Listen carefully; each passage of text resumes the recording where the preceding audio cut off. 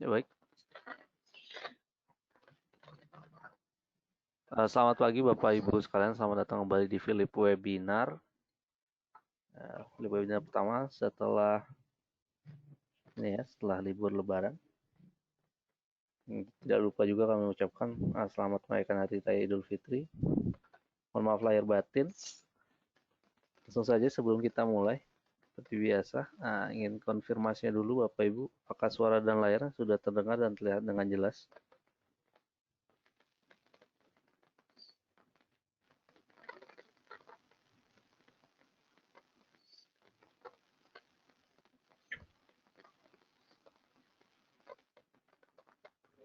Sudah clear dan jelas, terima kasih.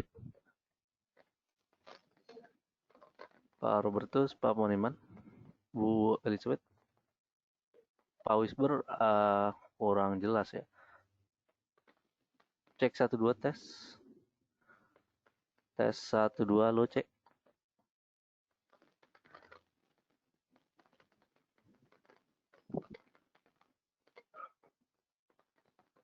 Suara masih, suara lebih kecil.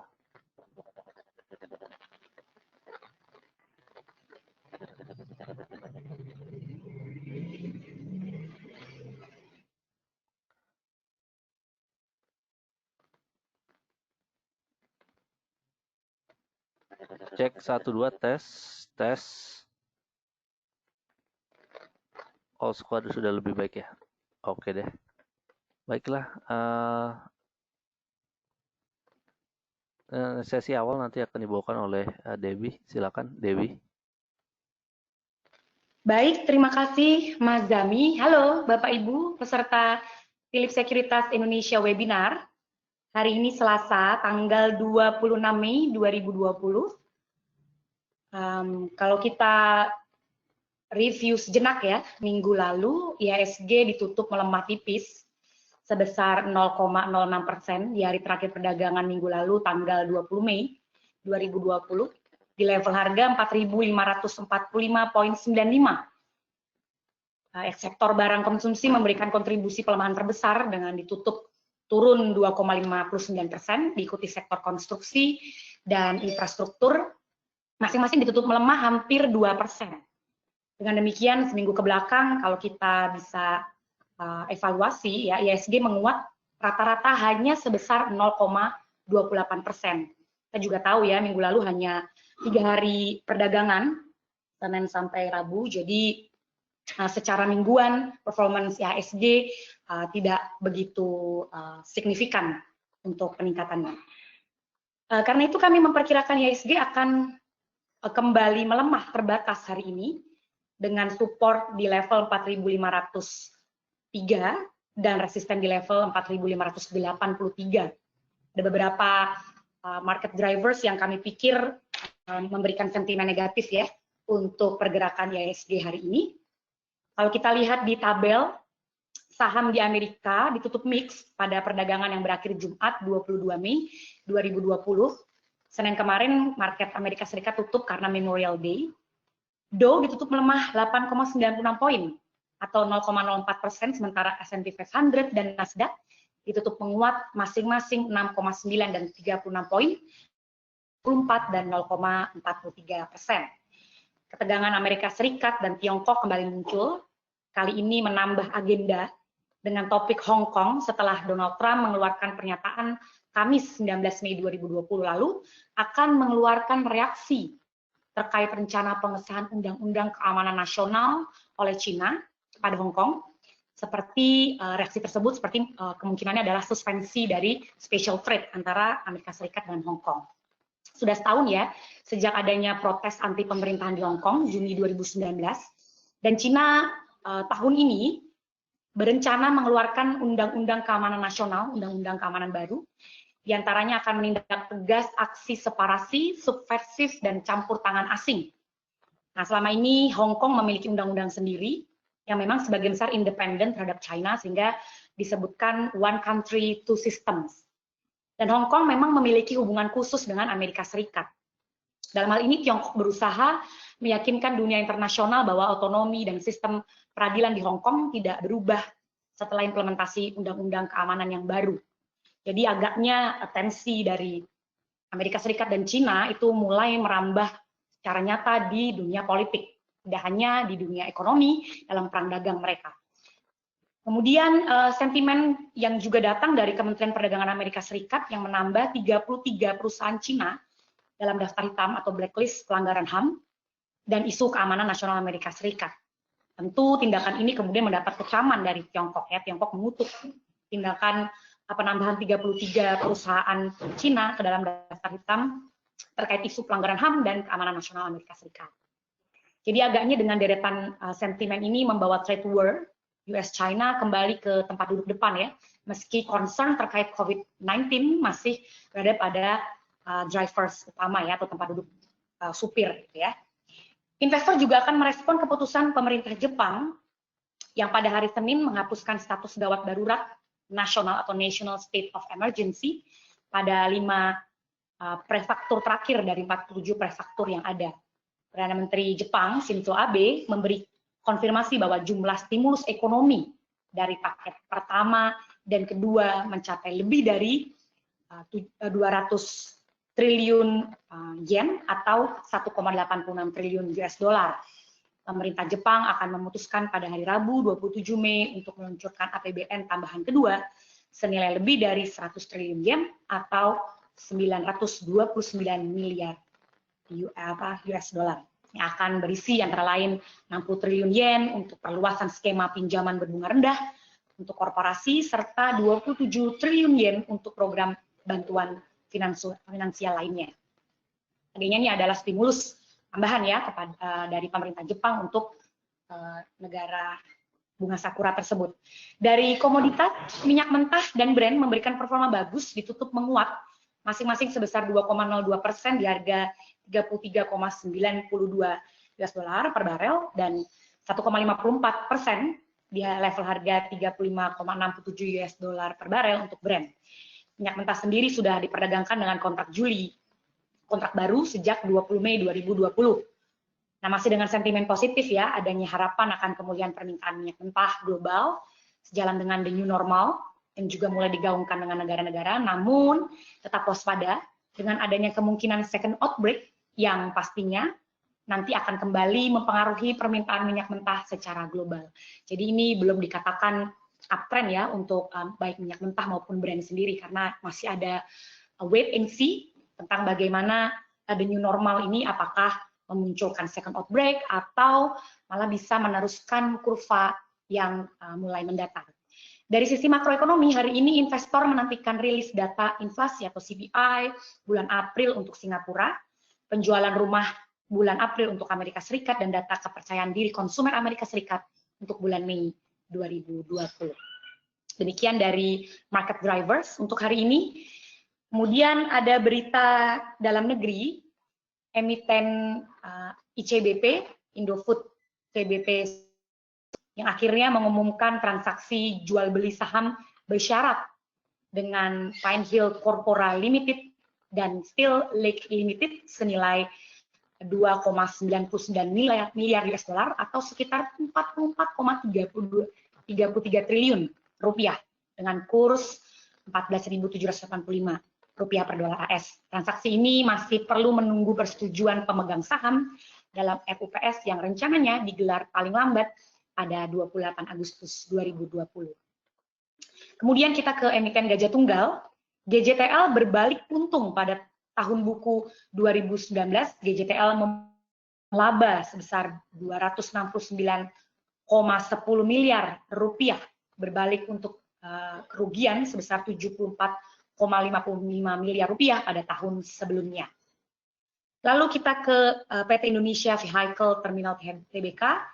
Penghentian aktivitas produksi di sejumlah pabrikan otomotif mempengaruhi bongkar muat kendaraan di terminal PT Indonesia Kendaraan Terminal Tbk atau IPCC pada awal kuartal 2 2020. Jumlah kendaraan completely built up atau CBU yang ditangani di Terminal Internasional IPCC pada April menurun 41,17% secara tahunan menjadi 14.470 unit. Selanjutnya seperti biasa, kita akan lihat foreign flow. Iya, untuk perdagangan akhir di minggu lalu ya, 20 Mei 2020, akhirnya setelah cukup lama, asing kembali mencatatkan net buy di harga 45,36 miliar rupiah. Dengan demikian secara year to date, net sell asing untuk 2020 sebesar 28,26 triliun rupiah. Ya, untuk hari ini kami juga merekomendasikan setidaknya ada 3 technical recommendation untuk hari ini. Meskipun memang kita lihat ya IHSG hari ini cenderung akan bergerak melemah terbatas, tetapi kita masih melihat beberapa opportunity ya atau kesempatan untuk trading hari ini. Yang pertama untuk Chandra Asri Petrochemical atau TPIA, kita bisa melakukan pembelian trade buy di level harga 6.925 dengan target harga di 7.350 atau bisa ditahan sampai 7.800 dengan stop loss di 6.425. Kemudian dari sektor keuangan, yang emiten kedua dari Bank BTN ya atau BBTN, boleh dicoba untuk trade buy di level harga 770 dengan target harga 815 atau boleh ditahan di 860. Jangan lupa untuk stop loss di 735. Kemudian yang terakhir ada ADI.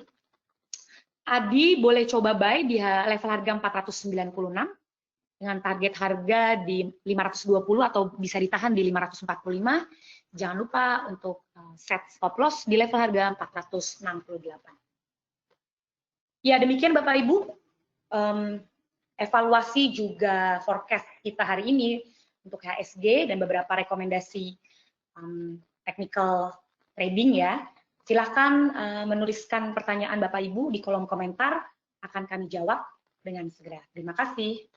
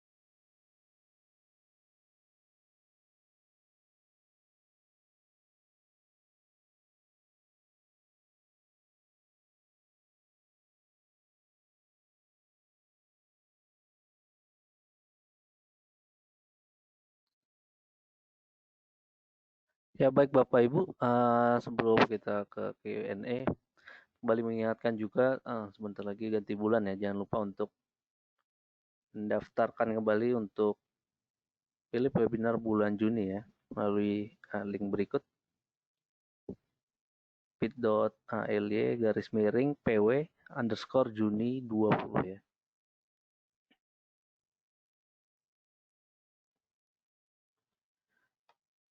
Dan juga mari sedikit kita mereview bagaimana performa rekomendasi kita, technical rekomendasi yang kita berikan pekan lalu, yaitu tanggal 19. Tanggal 19 ada United Tractor, PTBA, dan BJTM ya. Pertama United Tractor 14.150 spec buy, kemudian TP1-nya 15.000 ya. Dan tanggal 19 14.150 mungkin rendah sedikit, kerendahan gitu ya. Harga terendah pada hari itu 14.200.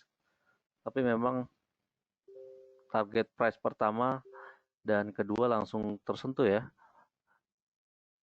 Oh enggak, target price pertama saja 15.000 karena level tertinggi pada tanggal 19 saja sudah mencapai 15.200 ya. Yang kedua ada PTBA, trade buy 1.900, TP1 19.50.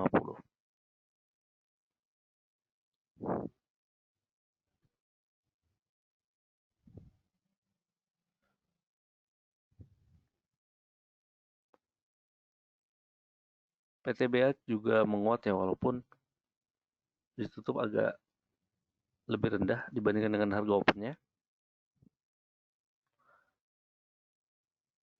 Tapi memang 19.50 target price pertama juga terlampaui karena level tertinggi 19.85 ya pada tanggal 19. Untuk BJTM 476 entry point-nya. Kemudian target price pertama 486 ya.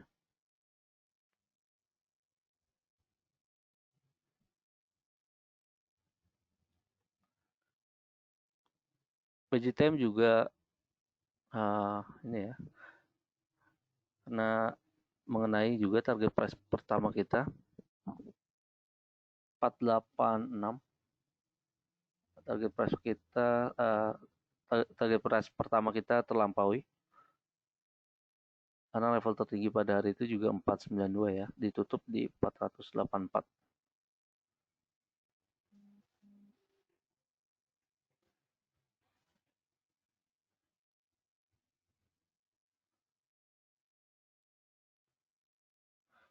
Baiklah, untuk pertanyaan pertama.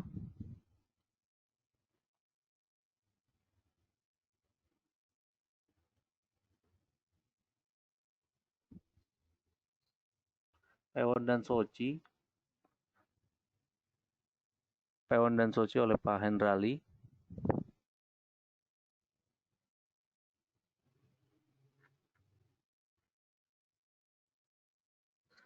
Pewonnya sih masih tipis-tipis aja, Pak. Kelihatannya belum ada pergerakan yang signifikan juga. Volume juga demikian, makin tipis.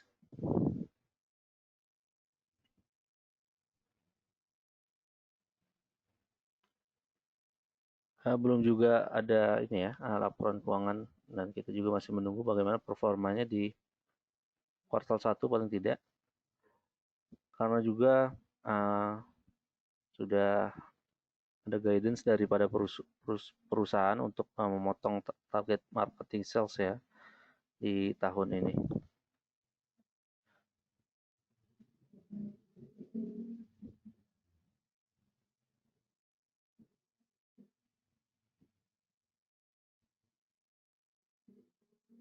Pergerakan kurang lebih support di sekitar 320 ya, 325, resistance 305 terlebih dahulu. Untuk Soci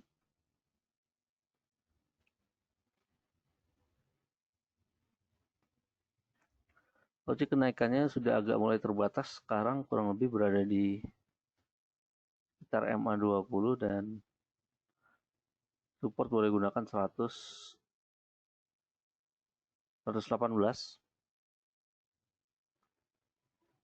118 ini support ya, tadi resistance di sekitar 134. Tipis-tipis aja juga sih ya, volume juga demikian. MDK dan MDK Akra BBRI Untuk Pak Robert. MDK 3 hari beruntun waktu itu cukup cukup tinggi sekali kenaikannya, sehingga wajar juga memang kalau ingin profit taking ya di MDKA.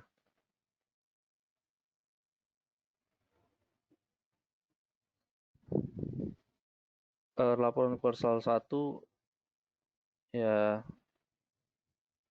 oke-oke aja lah ya. Memang belum ada kenaikan daripada EPS-nya.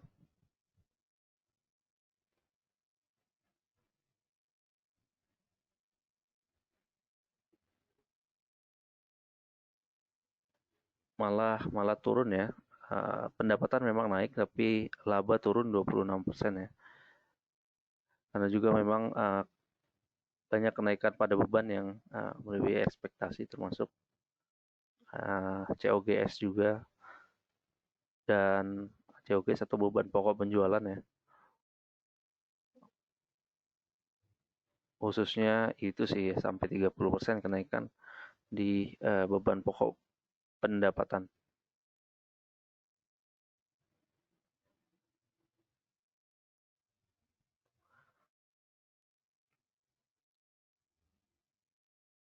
Sekarang sih boleh sell aja dulu, kalau masih ada posisi di sekitar 1380.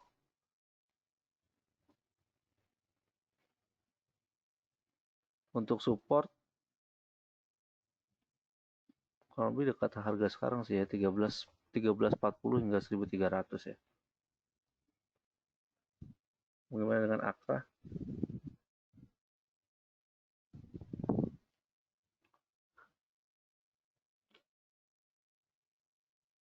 Akra kecenderungan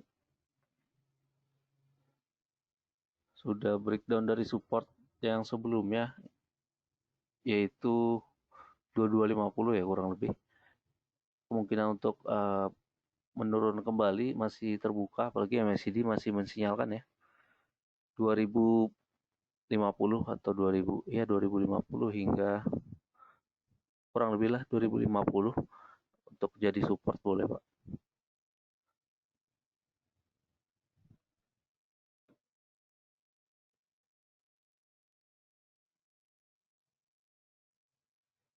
Baik, untuk BBRI nampaknya sudah mulai kelihatan minat beli ya setelah mencapai bottomnya di 21.160-an. Sekarang sih menuju MA20 nampaknya. Kalau sudah ikut dari bawah sih, itu sih untuk di hold sih masih boleh ya. Kalau punya view jangka panjang juga tidak apa-apa untuk hold jangka panjang. Walaupun memang sentimen di kuartal ini dan kuartal depan mungkin masih berat ya untuk perbankan. Tapi minimal ya 3 sampai 5 tahun ke depan mestinya sudah kembali ke ini lagi ya, ke normal lagi seperti itu. 2550 target price terdekat atau resistance terdekat, 2700, 2550 hingga 2700 kurang lebih.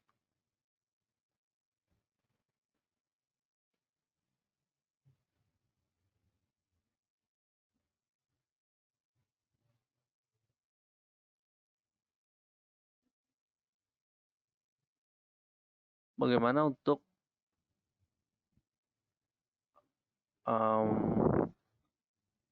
tower ya, tower ICBP dan BBCA untuk Pak Edi?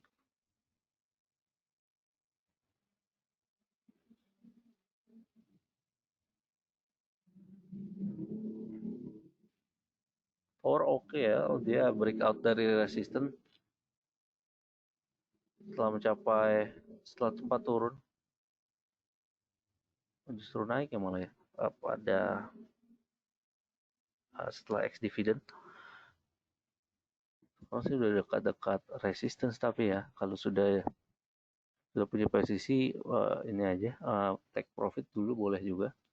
Kalau baru ingin masuk boleh perhatikan level 900 rupiah. ICBP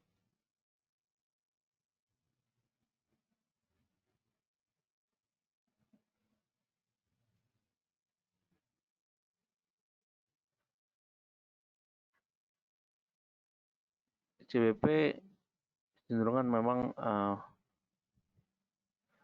menguji supportnya ya di level sekarang ya kurang lebih 9600.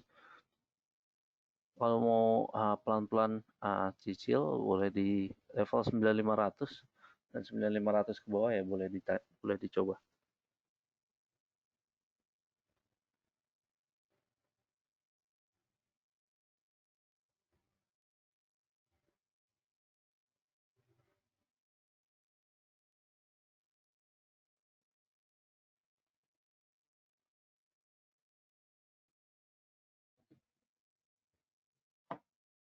Untuk BCA-nya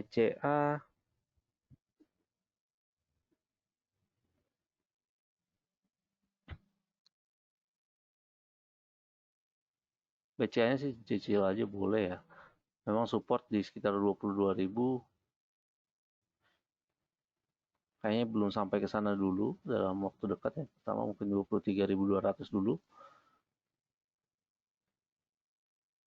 Resistance harusnya menuju 25.000 lagi ya. 25.200 paling tidak.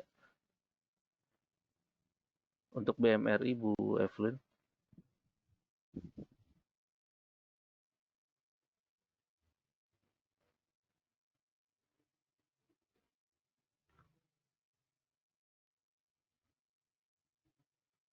BMRI support 3.700 ya. Atau 3.600, 3.600 sekitar 3.700-an lah ya, 3.660. Boleh dijadikan support karena memang kemarin juga tidak jauh-jauh dari sana ya. Dan sekarang dekat-dekat resistance ya. 4.100 sebelumnya agak sulit tembus dari MA20. Nampaknya kalau tembus 4.500 bisa jadi resistance kembali ya.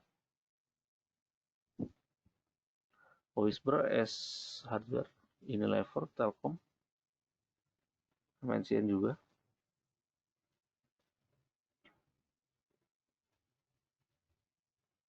S Hardware boleh sih ya, tapi pakai untuk trading dulu mungkin.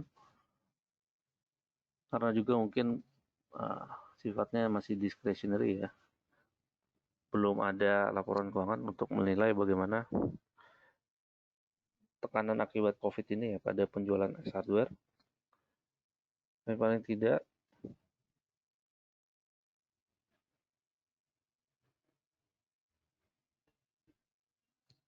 level 1370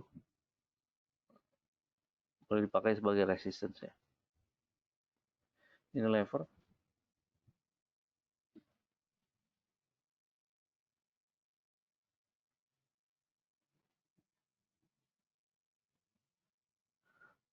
Ini levernya tertahan sih ya. Kemarin di MA20 ini 8.000. Kemungkinan memang kalau cukup kuat 8.000 ini ada peluang rebound sih ya. Seperti yang terjadi hari ini.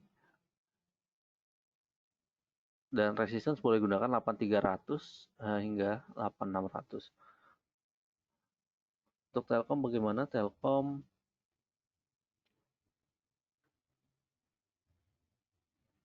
cenderungan masih sideways aja sih ya. Ambil posisi kalau ingin ambil posisi di sekitar di bawah 3.100 ya boleh dipertimbangkan. 3.200 paling dekat untuk resistance. Bagaimana untuk MNCN-nya?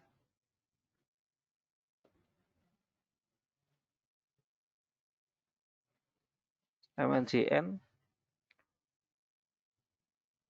cenderungan agak downtrend ya. Support dekat-dekat sini 800 rupiah. Dan kecenderungan kalau breakdown dari sana pakai akan mencari support baru ya. Saat ini wait and see dulu sih ya. melihat support agak rapuh ya di 800 ini.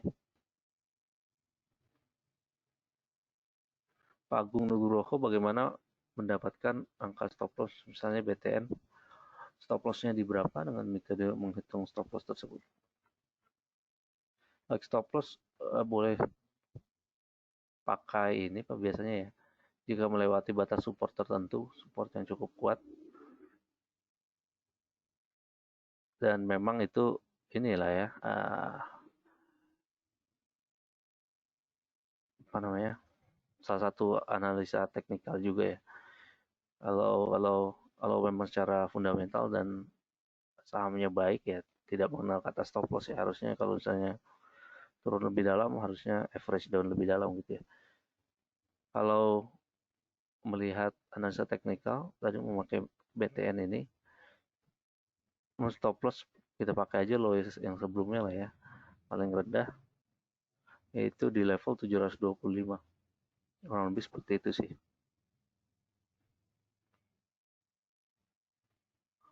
Pak Doni, MDLN harga sudah jatuh ke 50.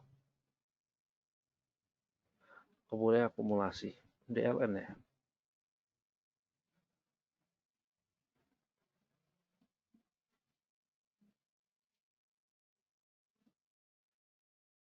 Modern Land properti ya. Cenderungan memang juga volume tipis-tipis aja sih. Takutnya agak sulit. Nah, ini ada volume untuk beli susah, nanti untuk jual susah juga ya. Baiknya menunggu juga bagaimana laporan keuangan emiten ya. Memang performa di 2019 sangat baik sih ya untuk MDLN. Tapi 2020 masih kita tunggu nanti ya. Sebaiknya sih jangan masuk dulu saat ini sih Pak. XL, Isat Tower, Pak Alexander. Towernya sudah ya barusan. XL-nya resistance boleh pakai 2500 hingga 2600 ya.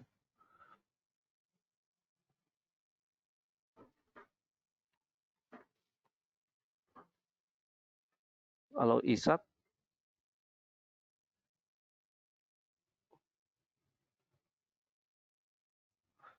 Indosat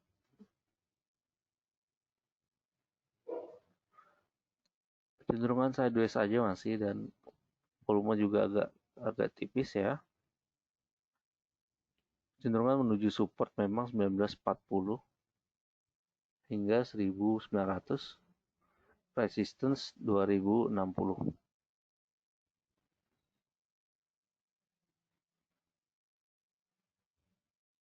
Bu Reni, Bank Indonesia Wika, BRI, BCA untuk invest.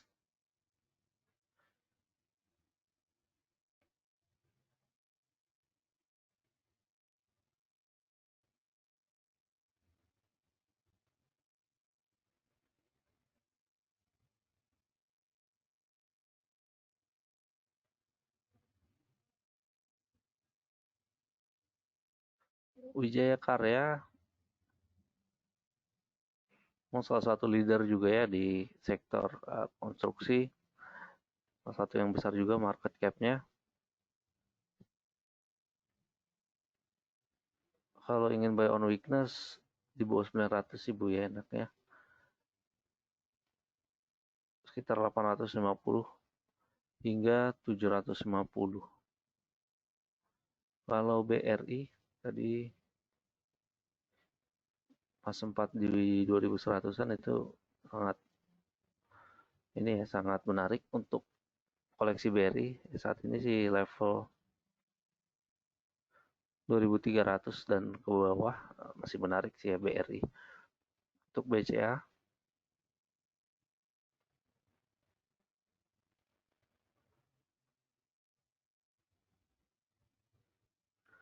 di bawah 23.000 ya untuk BCA, menariknya ya untuk buy on weakness.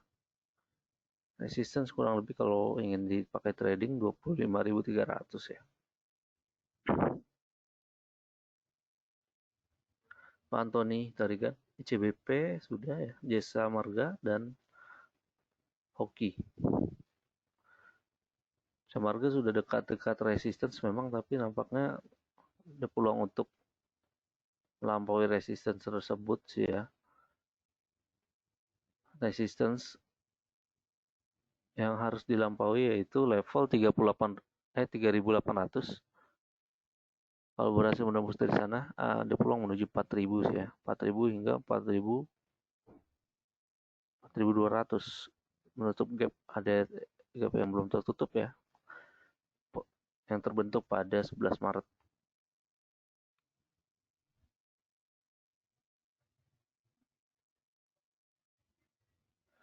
Bu Elizabeth, Excel INKP, Excelnya sudah tadi, INKP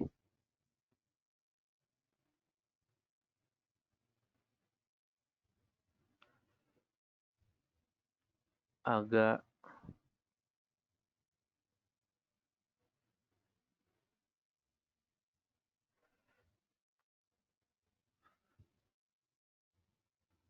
tipis-tipis aja sih ya masih ya. Walaupun sudah agak oversold, paling tidak peluang untuk penguatan terdekat resistance 5.100 ya. Support boleh gunakan 4.800.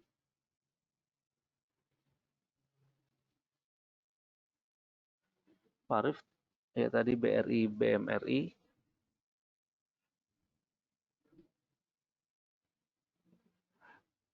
BRI tadi di bawah 2.300 ya, BMRI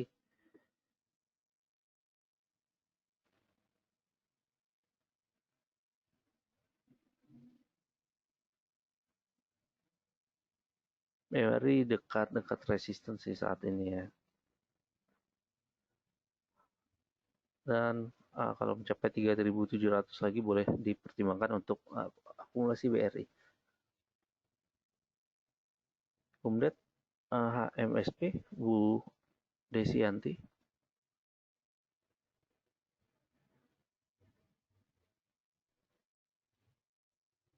Kemudian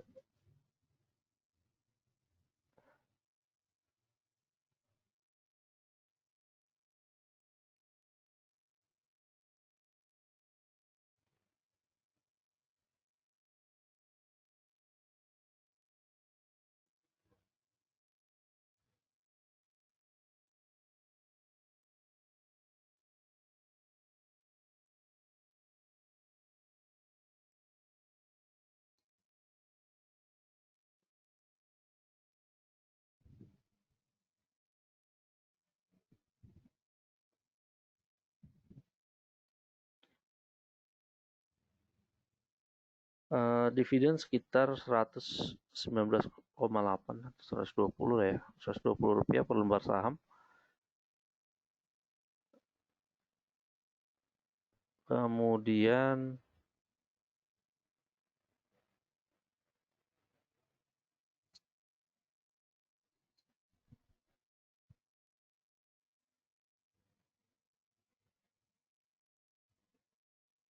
kemudiannya masih saya cari sini ya.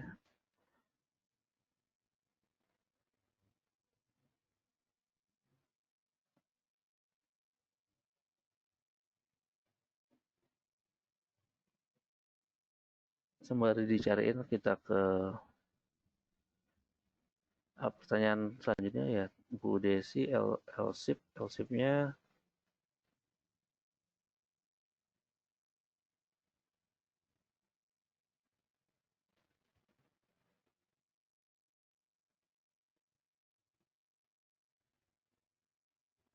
LSIP sudah baru saja ini ya mengumumkan laporan keuangannya yang memang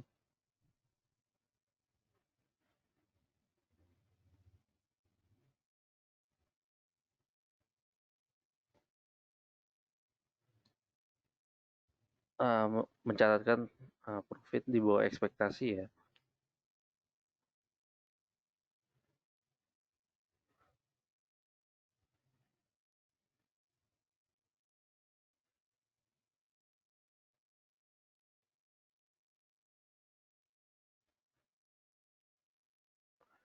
penurunan pada quarter on quarter juga memang terjadi di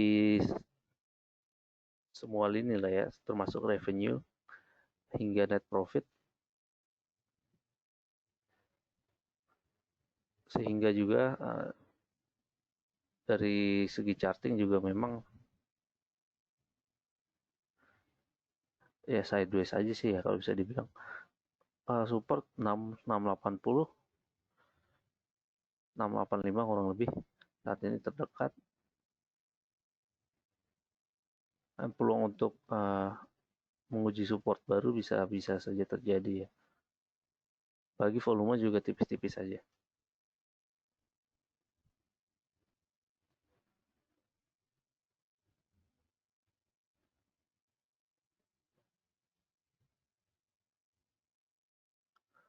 Untuk kumdet Bu Desi, HMSP nampaknya sih belum ada sih ya, di KAC juga belum ada.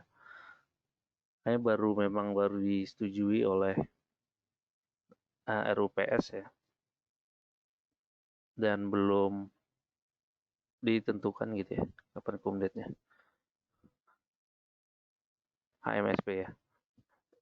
Untuk ITMG dan PTBA bagaimana, Bu Elizabeth?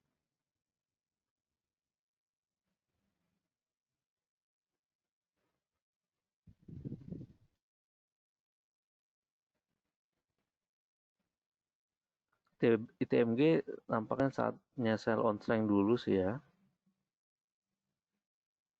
Kecuali berhasil tembus dari 8.000, peluang untuk menuju resistance 8.600 ya. Kalau sudah punya mau sell on strength dulu boleh. Kalau belum punya, enaknya buy on breakout aja, breakout dari 8.000.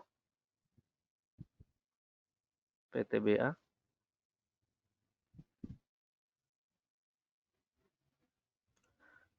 masih sideways aja. Memang peluang resistance bisa mencapai 2.000 lagi hingga 2.100. Kalau ingin ambil posisi yang kebaiknya lebih bawah lagi ya, 1880 hingga 1.800. Pak Hari Reski Gia, GMFI CBP-nya sudah, INDF.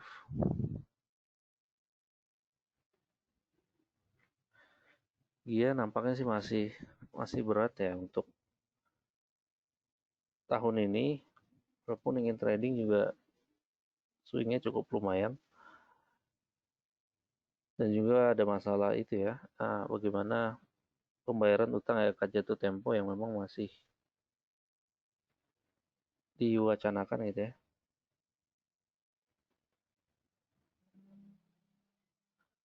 Jatuh tempo pada Juni nanti nih, apa namanya, awal Juni.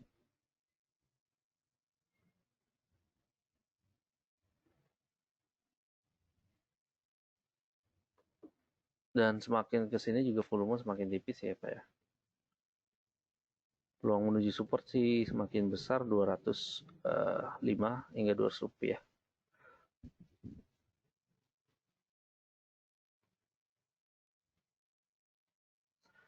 Untuk GMFI ya tipis-tipis aja.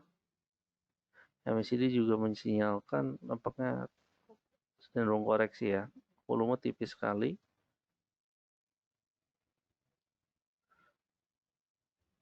75 lah ya paling tidak nih support terdekat, dan resistance 78-80 rupiah.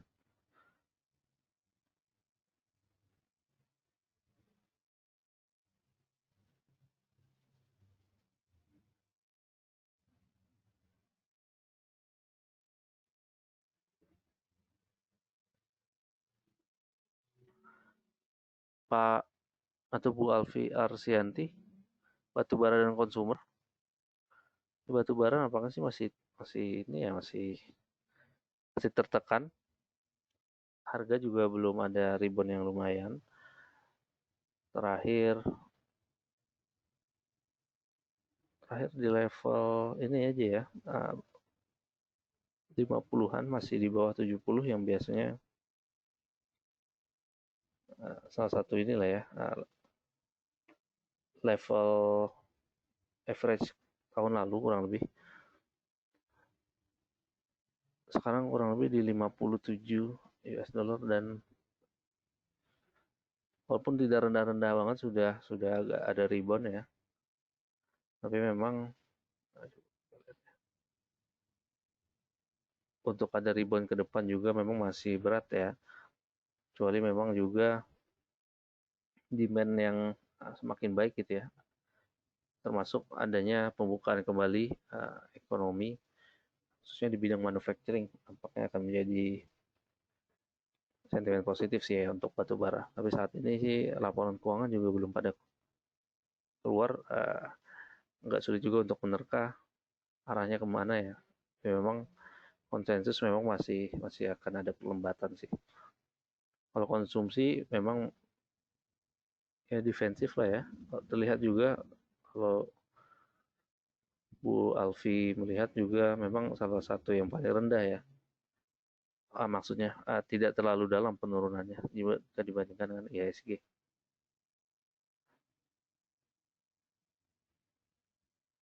Dari segi laporan keuangan juga walaupun belum banyak keluar ya,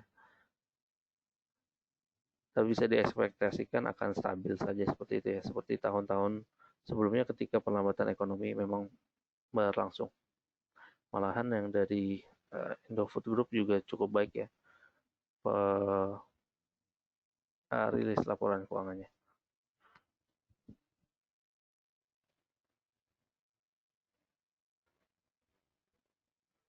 BRIS Paris Dinal, harga wajar. Untuk menghitung harga wajar memang banyak metode-metode juga nih. BRIS ya agak jarang yang cover ya. Tapi kalau kita lihat memang performa di kuartal 1 2020 cukup luar biasa sih Pak ya. Dan PBV di sekitar 0,5 kali, di bawah 1 kali masih. Jadi terlihat mulai dilihat market sebagai prospektif lah ya, dan punya potensi untuk bisa capture market lebih banyak lagi ya, khususnya di bidang segmen syariah. Kita pakai 1 kali saja untuk target PBV gitu ya.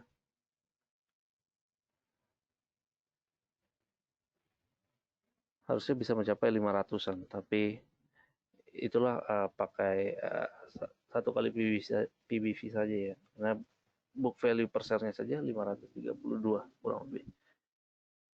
Terdekat saat ini MA 200 dulu lah ya, 330 untuk Bank BRI Syariah.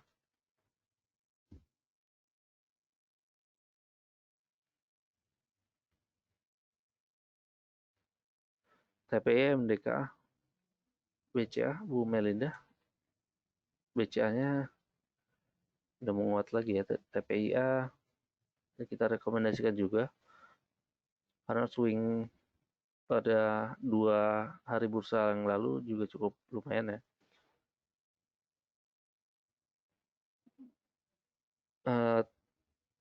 Target price pertama kita di sekitar 7.350, yang kedua di 7.800.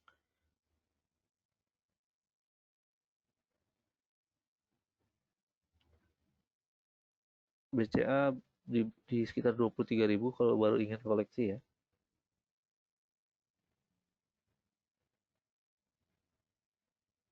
Dan MDKA sudah tadi ya.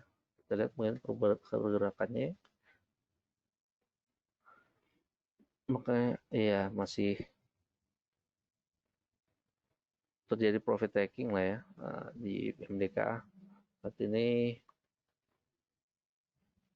memang performa emas juga cukup lumayan sih ya. Walaupun belum tembus 1.800 ke atas, tapi masih bertengger di 1.700-an masih oke. Dan juga tadi sentimen laporan keuangannya juga MDKA ya masih ada beban yang sangat tinggi ya, di lebih daripada ekspektasi, sehingga net income-nya agak menurun gitu ya. Boleh perhatikan support 12.50 sih ya untuk MDKA. jika breakdown dari 1300 ini ya. 1300 dulu, kemudian 1250.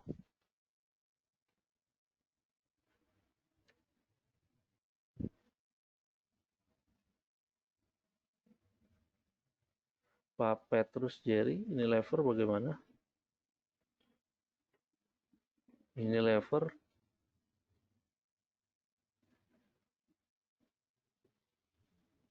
oke ya, tertahan di sekitar 8 ribuan. Harusnya sih menuju resistance 8300 kembali ya.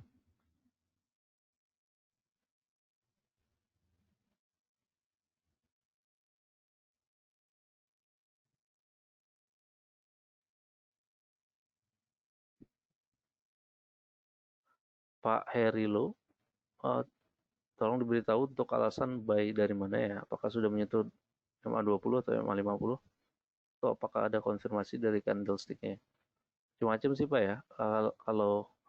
Kalau buy, jika modelnya buy on support, boleh dipakai level supportnya ya. Support boleh dipakai dari candlestick level terendah dari beberapa hari yang lalu. Atau model buy on breakout, ya breakout dari resistance ya. MA atau moving average boleh dipakai sebagai support dan juga resistance selain candlestick-nya juga. Kemudian dari indikator-indikator lain juga boleh sebagai pembantu ya untuk memberikan sinyal buy atau sell seperti MACD, stokastik dan juga volume seperti itu Pak.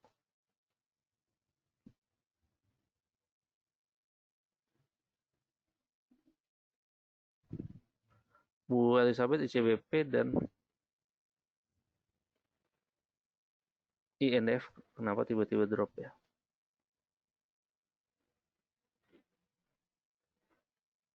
Oh iya, dropnya cukup lumayan ya. Kalau belum ada posisi sih boleh dipertimbangkan untuk cicil pelan-pelan. Kalau kita lihat rilis laporan keuangannya ICBP malah cukup baik ya untuk kuartal 1 kemarin. Nah, nampaknya memang salah satunya masih daripada ini sih ya, apa namanya, akuisisi ya, atau ya akuisisi yang Pine Hill itu, yang Pine Hill yang nanti akan diserap oleh INDF rencananya sih ya. Takutnya market menilai karena agak ini transaksi dengan pihak berelasi gitu ya. Takutnya belinya kemahalan sih ya gitu. Maksudnya di atas valuasi. Itu aja sih. Dan ini sih udah terjadi sebelum-sebelumnya sih. Yaitu bulan Maret ya. Ini ketika ada penurunan yang sangat signifikan walaupun tidak mencapai level sebelumnya harusnya bisa pick up lagi ya di ICBP maupun INF juga sih. Boleh coba perhatikan bertahap saja sih masuknya.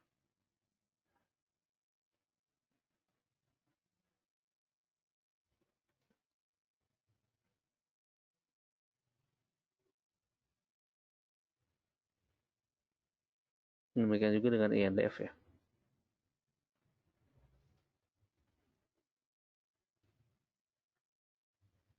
KLBF dan Doit, Bu Suryani.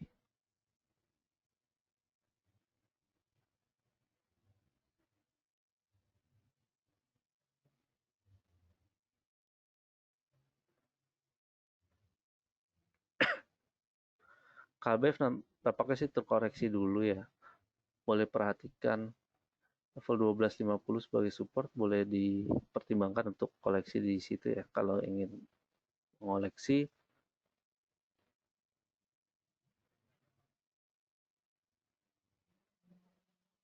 untuk Doitnya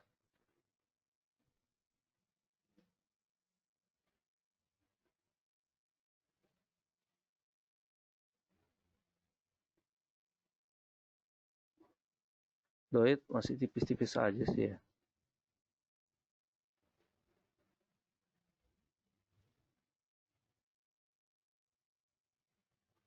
Dan sekarang di ambang support kurang lebih sih ya 120. Kalau belum ada posisi wait and see aja dulu ya. Kelihatannya sih ada peluang untuk breakdown dari supportnya ya. Apalagi volume juga masih tipis-tipis aja. Wait and see di doitnya. Pak Petrus Jari TBIG, TP terdekat.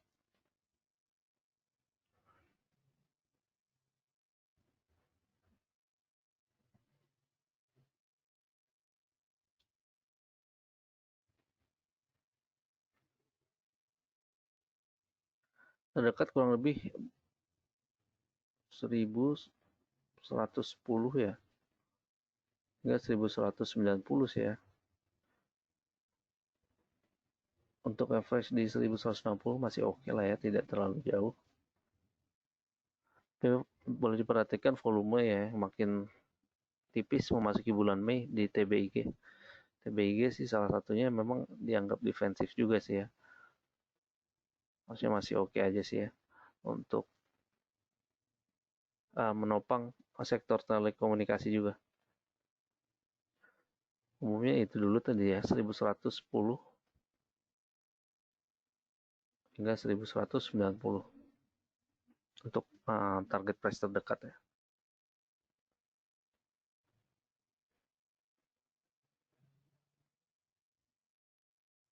Oke, sudah semua pertanyaan terjawab dan sudah lewat 30 menit, 9 lewat 30 menit. Kembali mengingatkan sebelum ditutup untuk kembali register ya untuk bulan Juni, boleh melalui halaman Points Bapak Ibu, boleh melalui link langsung di link bit.ly/PW_Juni 20. Dan kurang lebihnya mohon maaf atas kesalahan atau kata-kata yang kurang berkenan. Semoga bermanfaat webinar pagi ini, dan kami undur diri dulu mengucapkan selamat pagi dan salam cuan. Terima kasih.